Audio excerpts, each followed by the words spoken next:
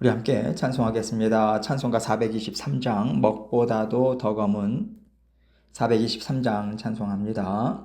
먹보다도 더 검은 죄로 물든 마음이 흰 눈보다 더 희게 깨끗하게 씻겼네. 주의 보혈 흐르는데 믿고 뛰어나가 주의 은혜 내가 입어 깨끗하게 되었네. 모든 의심 걱정과 두려움이 사라져 슬픈 탄시 편하여 기쁜 찬송 되었네. 주의 보혈 흐르는데 믿고 뛰어나가 주의 은혜 내가 입어 깨끗하게 되었네. 세상 부귀 영화와 즐겨하던 모든 것 주를 믿는 내게는 분토만도 못하다. 주의 보혈 흐르는데 믿고 뛰어나가 주의 은혜 내가 입어 깨끗하게 되었네. 나의 모든 보배는 저 천국에 쌓였네. 나의 평생 자랑은 주의 십자가로다. 주의 보혈 흐르는데 믿고 뛰어나가 주의 은혜 내가 입어 깨끗하게 되었네. 아멘. 기도하겠습니다. 하나님 아버지 감사합니다. 오늘도 새날 주셨습니다. 아버지 하나님의 은혜를 기억하고 주님께서 능력과 사랑으로 우리의 삶을 다스리시고 인도하신다는 것을 믿는 믿음으로 오늘도 만족하고 주님께 감사함으로 살아내는 하루의 삶이 될 수 있도록 아버지 하나님 도와주옵소서. 모든 성도님들 마음과 생각 굳건하게 붙잡아 주시고 더욱더 말씀의 자리, 기도의 자리, 주님의 은혜를 계속해서 곱씹고 아버지 하나님 말씀을 살아내는 자리로 저희를 모두 이끌어 주옵소서. 아버지 하나님께서 오늘 말씀을 통해서 들려주시는 주님의 음성 듣기 원합니다. 이 시간 함께하여 주시고 홀로 영광 받아 주옵소서. 예수 그리스도의 귀하신 이름으로 기도합니다. 아멘. 하나님 말씀 열왕기하 21장 10절로 13절입니다. 열왕기하 21장 10절로 13절 제가 읽습니다. 여호와께서 그의 종 모든 선지자들을 통하여 말씀하여 이르시되 유다 왕 므낫세가 이 가증한 일과 악을 행함이 그 전에 있던 아모리 사람들의 행위보다 더욱 심하였고 또 그들의 우상으로 유다를 범죄하게 하였도다. 그러므로 이스라엘의 하나님 여호와가 말하노니 내가 이제 예루살렘과 유다에 재앙을 내리리니 듣는 자마다 두 귀가 울리리라. 내가 사마리아를 잰 줄과 아합의 집을 다림보던 추를 예루살렘에 베풀고 또 사람이 그릇을 씻어 엎음같이 예루살렘을 씻어 버릴지니라. 아멘. 하나님께서 수많은 선지자들을 보내주시고 하나님께서 이스라엘 백성들을 얼마나 사랑하시는지 말씀을 통해서 알려주셨습니다. 또한 하나님은 하나님의 백성들을 사랑하신다는 것을 수많은 일들을 통해서 나타내 보여주셨고 그 가운데는요, 그들이 어려움을 당하게 되었을 때 하나님께서 그들의 부르짖음을 들으시고 응답해 주시는 일들도 포함되어 있어요.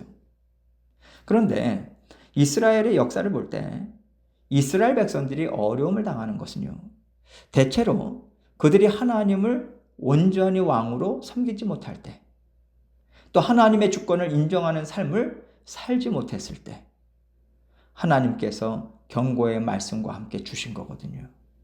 경고의 말씀을 주시고 돌아와라, 그렇게 뜻을 품으시고 어렵고 힘든 일들을 허락하신 것인데 그들이 온전히 하나님께 돌아오지 않고 그때만 살짝 돌아온다면요, 완전하신 하나님이 속사람을 다 들여다보시는데 그들을 살려주시면 안 되는 거잖아요. 하나님께서는 그들이 그때 그 순간에만 반짝 하나님께 매달리고 또다시 자신들이 원하는 대로 세상을 즐기면서 살아갈 것을 다 아시지만 그래도 그들의 기도에 응답하셔서 항상 도와주셨습니다. 이스라엘 백성들에게 이렇게 계속해서 은혜를 베풀어 주신 다른 이유는 없어요. 내가 너희를 놓지 않겠다. 내 백성이니까 내가 끝까지 책임질 거야. 하나님께서는 이 약속을 붙잡고 그들에게 변함없는 사랑을 베풀어 주신 겁니다. 그 변함없는 사랑을 베풀어 주시는 중에 크신 은혜를 받은 사람이 히스기야 왕이었고요. 또 이제 히스기야의 뒤를 이어서 므낫세가 왕이 되었습니다. 그런데 이 므낫세는 히스기야 왕이 하나님의 은혜로 15년을 덤으로 더 살게 되었을 때 갖게 된 아들입니다. 히스기야 왕은 하나님께서 다윗과 견주어서 말씀하시면서 내 백성의 주권자라고 얘기하실 정도였어요. 그 히스기야 왕이 하나님께 은혜를 입어서 생명을 연장받았는데 그 시간 동안 하나님께 정말 철저하게 대적하는 왕이 나왔다는 겁니다. 이 므낫세 왕으로 말하자면 이스라엘의 악을 생각하실 때마다 므낫세가 저지른 죄를 생각하실 정도로 하나님 보시기에 아주 악한 왕이었어요. 그렇게 하나님의 크신 은혜로 사는 삶에서 어떻게 이런 악한 아들, 악한 왕이 나올 수 있을까? 이런 일은요, 하나님의 자녀들의 삶에도 언제든지 나타날 수 있는 일입니다. 사람의 죄성은 하나님의 은혜로 여기지 않아요. 배은망덕하게 배신하고 떠나는 것이 죄성입니다. 여러분, 우리가 하나님께 은혜를 많이 받았습니다 할 때 우리가 하나님이 보시기에 아주 선하고 또 하나님만을 우리가 쫓을 것 같잖아요. 그런데 당장 내가 힘들고 나에게 어려운 일이 생기면 순식간에 그 은혜를 저버리는 모습이 우리에게 나타나거든요. 그래서 우리는 내 속에서 죄가 끊이지 않고 움직이고 있다. 내 속에서 죄가 활발하게 일하고 있다는 것을 늘 인정하고 하나님 앞에서 두렵고 떨리는 마음으로 살아야 합니다. 이것을 생각하면서 오늘 말씀을 함께 살펴보겠습니다. 10절입니다. 여호와께서 그의 종 모든 선지자들을 통하여 말씀하여 이르시되, 이 얘기는요, 모든 선지자들을 통해서 하나님께서는 므낫세에게 너는 지금 하나님을 대적하는 일을 하고 있어. 내가 너를 볼 때 정말 용서해 주고 싶지 않을 정도의 일만 골라서 하고 있다. 너에게 주는 내 말을 듣고 돌아오면 나는 다윗에게 준 약속을 기억하여서 너에게도 큰 은혜를 베풀어 줄 것이다. 이런 약속의 말씀을 되풀이해서 들려주셨다는 거예요. 그러나 11절입니다. 유다 왕 므낫세가 이 가증한 일과 악을 행함이 그 전에 있던 아모리 사람들의 행위보다 더욱 심하였고 또 그들의 우상으로 유다를 범죄하게 하였도다. 하나님의 말씀이 얼마나 곳곳에서 크게 들리는지 안 들을 수가 없는 거예요.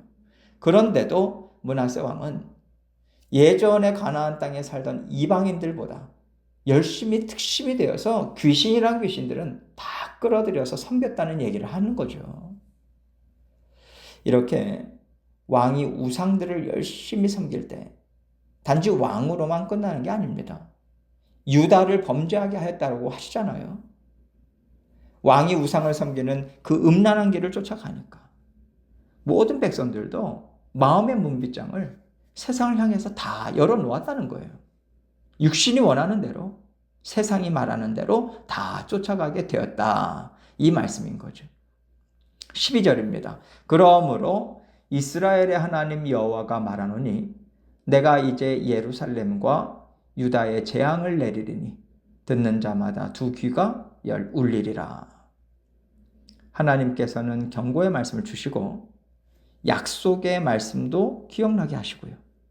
그리고 돌아올 수 있는 기회도 다 베풀어 주셨는데 그들이 싫어하고 다 내어버리니까 이제는 심판을 베푸시겠다는 거예요. 그 심판이 얼마나 두려운지 심판의 메시지를 듣기만 해도 두 귀가 울린다는 거죠. 듣는 즉시로 얼마나 두려운지 몸이 다 굳어버릴 정도의 혹독한 심판의 말씀을 주신다는 겁니다. 이 혹독한 심판을 주시는 근거가 무엇인가? 하나님은 그저 마음이 상해서 그냥 마음 상했다고 분노를 막 표출하시는 것이 아니라 항상 말씀을 근거로 해서 경고도 주시고 또 그에 따른 심판을 주고 계시다는 것을 말씀하고 있는 거예요. 13절입니다. 내가 사마리아를 잰 줄과 아합의 집을 다림보던 추를 예루살렘에 베풀고 또 사람이 그릇을 씻어 엎음같이 예루살렘을 씻어버릴지라. 여기서 줄과 추가 나오는데 건축할 때 쓰던 도구들이에요. 줄은 땅을 측량하는 도구인데요. 줄로 쳐진 곳은 땅을 파고 낡은 건물을 제거하고 기초를 새로 놓는 그 일을 했다고 합니다. 또 추는요, 수평이 잘 되었는지 재는 도구인데 수평이 안 된 부분은 평평하게 하기 위해서 땅을 더 파거나 고르곤 하죠. 이 두 가지 추와 줄은요, 사람의 행위를 재어보는 하나님의 말씀을 의미해요. 이런 면에서 하나님께서 사마리아를 잰 줄과 아합의 집을 다림보던 추를 예루살렘에게 베푸시겠다라고 하는 것은 남유다가 얼마나 하나님의 말씀에서 벗어났고 얼마나 악한 죄에 기울었는지 다 재셔서 약속의 말씀을 근거로 심판을 내리시겠다, 이 말씀인 거예요. 다시 말해서 북이스라엘에게 내리셨던 심판을 남유다에게 그대로 내리겠다는 말씀입니다. 또 사람이 그릇을 씻어 엎음같이 예루살렘을 씻어버리겠다라고 말씀하고 계세요. 죄가 눈에 띄는 대로 하나님께서는 죄를 씻어 밝혀내시겠다, 이거죠. 자, 그럼 생각해 보세요.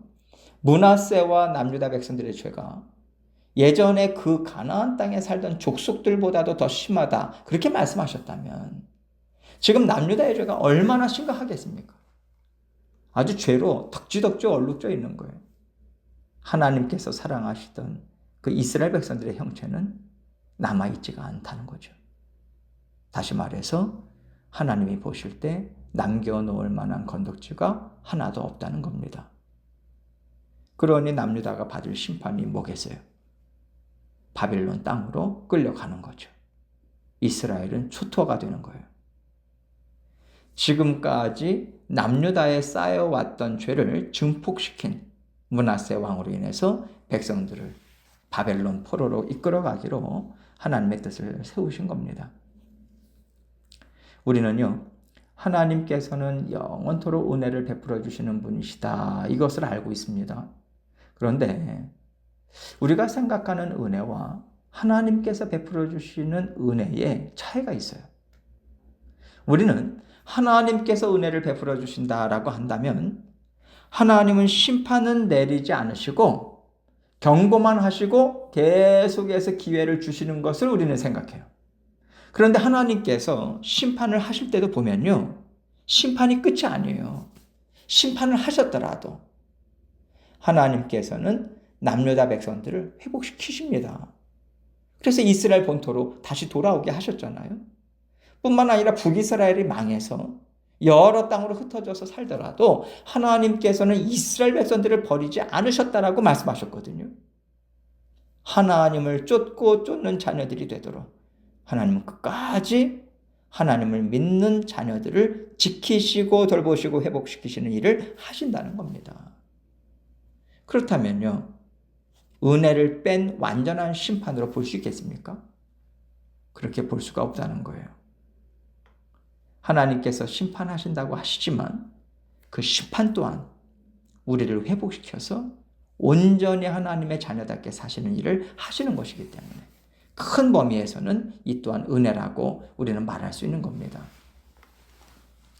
하나님께서는 우리가 이 땅에서 사는 동안 돌아와라 돌아와라 하시고 비록 때리실지언정 버리지 않으시고요. 회복시켜서 돌이키게 하시잖아요. 이것이 우리가 하나님 앞에 가는 그날까지 계속해서 지속된다는 겁니다. 그리고 우리가 하나님 앞에 섰을 때 여러분, 우리가 받는 심판은요, 지옥 심판이 아니에요. 하나님께서 자녀들에게 그동안 수고 많았다고, 잘했다고 칭찬해 주시고 상급을 주시는 거잖아요. 천국으로 들어가게 하시는 것입니다. 그래서 우리는 죽어서 하나님을 만났을 때도 영원한 천국으로 들어가는 그러한 자리에 우리는 있게 되는 거예요. 그래서 구원받은 하나님의 자녀들이 받는 사랑은요, 아주 특별한 사랑이고, 또 하나님께 구원받은 자녀들은 사실 자녀로서의 특권을 영원토록 받고 사는 거죠. 물론 우리가 구원의 삶을 살아갈 때 때로는 혹독한 시련 가운데 있을 수 있습니다. 그러나 이것은 하나님께서 특별한 사랑을 베풀어 주시는 시간인 것이지, 하나님께서 우리를 완전히 망가뜨리시거나 다시는 쳐다보지 않겠다고 끝내시는 시간이 아니에요. 아무리 혹독한 시간을 우리에게 허락하셔도 하나님은 우리를 그 시간을 통해서 하나님의 완전하신 지혜와 전능하심을 찬양하는 자리에 반드시 있게 하시거든요. 그래서 이 혹독한 시련도 하나님의 특별한 사랑이다. 그리고 자녀들이 받는 그런 권세는 아주 특별한 그러한 은혜의 시간이다. 또 하나님께서 권세를 주시는 특별한 시간이다. 이렇게 믿으시길 바랍니다. 절대 혹독한 시간이 끝이 아니에요. 하나님께서는 반드시 우리가 생각지 못한 반전을 허락해 주십니다. 그 시간이 있으심을 믿고 하나님께서는 나를 정말로 사랑하셔서 회복시키시고 또 아름답게 빚고 계시다. 이 믿음을 가지고 더욱더 힘내셔서 하나님과 온전히 하나 되는 삶을 살아가시는 저와 여러분이 되시기를 주님의 이름으로 축원합니다. 함께 기도하겠습니다. 기도하실 때 우리가 어떤 상황에 있다 할지라도 하나님께로 다시 돌아가는 그 길은 활짝 열려 있습니다. 오늘도 말씀 붙들고 주님 앞에 달려나가기 원하시고요. 또 여러 가지 기도 제목들 가지고 주님 앞에 나아가도록 하겠습니다. 기도하시겠습니다.